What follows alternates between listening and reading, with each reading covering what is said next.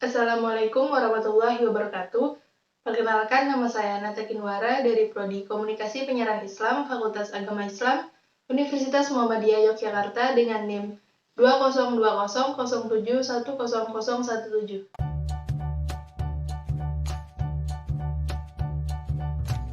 Di sini saya akan menjelaskan mengenai karakteristik kepemimpinan Nabi Muhammad SAW di ranah keluarga, ekonomi, dan juga politik. Yang pertama ada biografi Rasulullah SAW.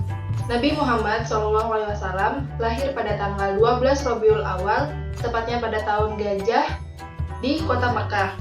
Beliau merupakan putra dari Abdullah bin Abdul Muthalib yang berprofesi sebagai pedagang dan ibunya bernama Aminah binti Wahab.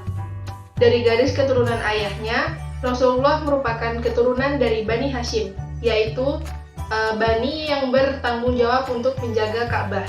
Nabi Muhammad SAW merupakan manusia pilihan Allah untuk menyebarkan agama Islam. Beliau adalah manusia istimewa hingga kedatangannya sebagai Rasul terakhir disebut dalam kitab-kitab suci terdahulu, seperti dalam Taurat dan juga Injil. Dalam Al-Quran sendiri, Allah menegaskan bahwa dalam diri Nabi Muhammad terdapat suri tauladan yang baik dan bisa disebut sebagai uswatun hasanah. Lalu yang kedua yaitu mengenai sifat-sifat yang dimiliki Rasulullah SAW. Yang pertama yaitu ada sidik yang artinya jujur, yang kedua amanah artinya dapat dipercaya. Beliau memiliki kekuatan untuk membangun kepercayaan satu sama lain antar umat manusia. Yang ketiga ada fatonah yang artinya cerdas. Rasulullah SAW memiliki kemampuan intelektual yang digunakannya untuk berdakwah dan juga berdagang. Yang terakhir yaitu tabligh, artinya menyampaikan. Nabi Muhammad SAW menyampaikan sesuatu dengan maksud dan tujuan wahyu yang diturunkan Allah kepadanya melalui perantara malaikat Jibril. Lalu selanjutnya adalah pengertian dan juga syarat menjadi pemimpin dalam agama Islam. Imam dan juga khalifah merupakan dua istilah yang digunakan Al-Quran untuk menunjukkan seseorang pemimpin. Kata imam berasal dari kata amma, yaumu yang berarti menumpu dan juga meneladani. Sedangkan syarat menjadi pemimpin yaitu yang pertama haruslah laki-laki, yang kedua beragama Islam, yang ketiga berniat lurus, keempat tidak meminta jabatan, kelima berpegang pada hukum Allah Subhanahu wa Ta'ala, keenam memutuskan perkara dengan adil, ketujuh tidak menerima hadiah, kedelapan bersifat lemah lembut, dan yang kesembilan tegas, bukan seseorang yang peragu. Selanjutnya ada karakteristik dan pola kepemimpinan Nabi Muhammad SAW. Seperti yang telah dijelaskan Allah dalam Al-Quran yang berarti, sesungguhnya telah ada pada diri Rasulullah SAW itu suri tauladan yang baik bagimu, yaitu bagi orang yang mengharap rahmat Allah dan kedatangan hari kiamat. Dan dia banyak menyebut Allah. Quran Surat Al-Ahzab ayat 21. Banyak sekali predikat yang disandang oleh Rasulullah sehingga menjadi suri tauladan yang baik. Nabi Muhammad diberi keistimewaan, yaitu kepribadian luhur serta berbagai kebaikan. Dalam menghadapi banyak persoalan, Rasulullah juga menjadi problem solver yang bijaksana. Beliau juga memiliki sifat murah hati, sabar, pemaaf, menepati janji, menyambung silaturahmi, gagah berani, dan berbagai kebaikan lainnya. Lalu ada kepemimpinan Nabi Muhammad SAW dalam ranah keluarga. Rasulullah merupakan sosok panutan, bahkan dari aspek kepemimpinan di keluarga. Menurut Aisyah, seperti diriwayatkan oleh Bukhari, Nabi tak pernah merasa risih untuk menyibukkan diri beliau dalam pekerjaan rumah tangga. Misalnya dalam menjahit baju yang robek, menyapu lantai, memerah susu kambing, belanja ke pasar, membetulkan sepatu dan tangki air yang rusak, atau membeli makan untuk hewan-hewannya. Bahkan beliau juga memasak tepung bersama-sama dengan pelayannya.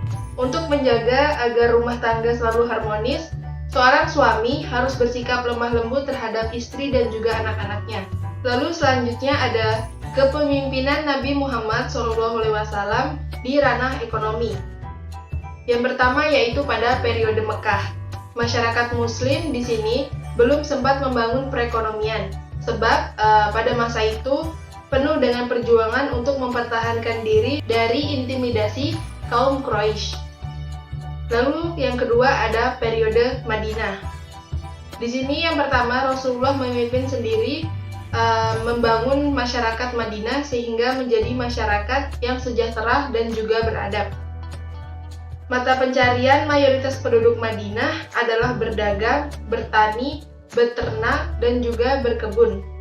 Rasulullah SAW menetapkan dasar-dasar hukum yang mengatur tingkah laku manusia dalam melakukan aktivitas di ranah ekonomi.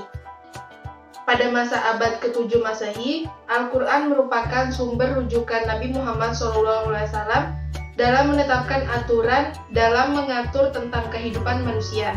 Lalu kebijakan ekonomi pada masa pemerintahan Rasulullah SAW. Yang pertama ada pemegang kekuasaan tertinggi adalah Allah Subhanahu wa Ta'ala, dan Allah pemilik tetap atas semua yang ada di muka bumi. Manusia merupakan pemimpin atau khalifah Allah di muka bumi. Semua yang dimiliki dan juga didapatkan oleh manusia adalah karena izin Allah Subhanahu wa Ta'ala. Kekayaan tidak seharusnya ditimbun, tetapi kekayaan itu haruslah diputar. Lalu eksploitasi ekonomi dalam segala bentuknya harus dihilangkan, termasuk juga riba. Menetapkan kewajiban bagi seluruh individu, termasuk bagi orang-orang miskin. Dan yang terakhir, menerapkan sistem warisan sebagai media redistribusi kekayaan. Selanjutnya adalah sumber pendapatan negara pada pemerintahan Rasulullah SAW. Yang pertama ada jizyah. Jizyah merupakan pajak yang dibayarkan oleh penduduk non-muslim, khususnya ahli-ahli kitab, untuk jaminan perlindungan jiwa, harta, maupun kekayaannya. Kedua ada kharaj, bisa disebut dengan pajak tanah, yang dipungut oleh non-muslim ketika Khaybar ditaklukkan. Jumlah kharaj yang dibayarkan berjumlah tetap, yaitu setengah dari produksi. Yang ketiga ada usr, adalah biaya impor yang dikenakan kepada semua pedagang dan dibayarkan hanya sekali dalam setahun dan hanya berlaku terhadap barang lain lebih dari 200 dirham. Selanjutnya ada mal, yaitu zakat yang dikenakan atas harta secara substansi. Cara memperoleh harta tersebut tidak bertentangan dengan ketentuan dari agama Islam sendiri. Selanjutnya ada wakaf, yaitu harta benda yang didedikasikan kepada umat Islam yang disebabkan karena Allah Subhanahu wa Ta'ala dan pendapatannya akan didepositokan ke Baitul Mal. Lalu ada amwal fadlah, berasal dari harta benda kaum muslimin yang meninggal tanpa ahli waris atau berasal dari barang-barang seorang muslim yang meninggalkan negerinya. Lalu ada nawaib, yaitu pajak yang jumlahnya cukup besar yang dibebankan kepada kaum muslimin yang kaya dalam rangka menutupi pengeluaran negara selama masa darurat. Lalu ada fitrah. Fitrah sendiri adalah zakat yang diwajibkan bagi kaum muslimin dalam 1 tahun sekali sebagai pembersih harta yang dimilikinya. Ada khums, adalah karuna atau barang temuan. Khums sudah berlaku pada periode sebelum Islam. Dan terakhir ada kafarat, adalah denda atas kesalahan yang dilakukan seorang muslim pada acara keagamaan. Kafarat juga bisa terjadi pada orang-orang muslim yang tidak sanggup melaksanakan kewajibannya. Dan yang terakhir ada kepemimpinan Nabi Muhammad SAW pada ranah politik. Di sini ada sifat demokratis Rasulullah SAW. Yang pertama yaitu beliau terbuka terhadap kritik dan juga mendengar pendapat dan juga saran dari orang lain. Yang kedua, persaudaraan intern kaum muslimin, yaitu antara sahabat muhajirin dan juga ansor. Dan yang ketiga yaitu perjanjian ekstern antara kaum muslim dan juga non-muslim. Peran politik Rasulullah satu paket dengan misi kerasulannya. Maka seluruh kebijakan politik yang dibuat oleh Rasulullah menjadi hujah bagi umatnya. Nah, berbagai kebijakan politik Nabi seperti penataan kota Madinah dan juga wilayah yang dikuasainya, dapat dikatakan kebijakan politik Islam yang harus dijadikan patokan di dalam menyelenggarakan kepemimpinan umat.